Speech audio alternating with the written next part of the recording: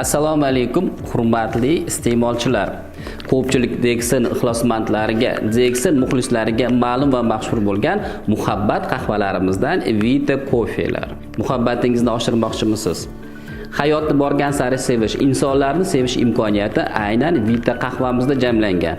Bemalol iching. Tarkibida tangat ali hamda zhenshen aralashtirilgan maxsus qahvalarimiz sizni kun davomida yuqori kayfiyatda, charchoq sezmasdan barcha ishlaringizni o'z vaqtida bajarish imkoniyatini beradi.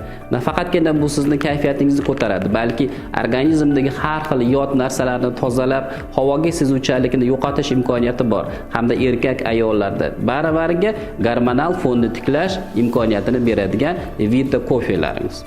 Ularga qo'shimcha ravishda mana yangi mahsulotlarimizdan Dexin Oolong Vita Coffee'lari mix holatida kelgan. Demak, buni tarkibiga ko'k choy aralashtirilgan qahvalarimizdan. Bu ham juda ham kuchli antioksidant, organizmni tozalab, immun kuchini oshirish xususiyatiga ega bo'lgan, modda almashuvini tiklash xususiyatlariga ega va ikkalasi jamlangan holatda siz kutgan natijalarni to'laqonli olish imkoniyatini beradi.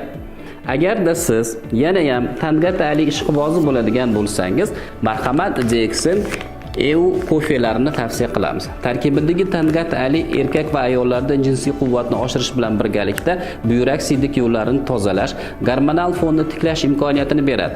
Hamda erkaklarda ortiqcha vazn qo'yish, qorin qo'yish, soch oqarishi, soch to'kilishlarini oldini olish imkoniyatiga ega va qondagi testosteron miqdorini 5% gacha oshirish imkoniyatini beradi.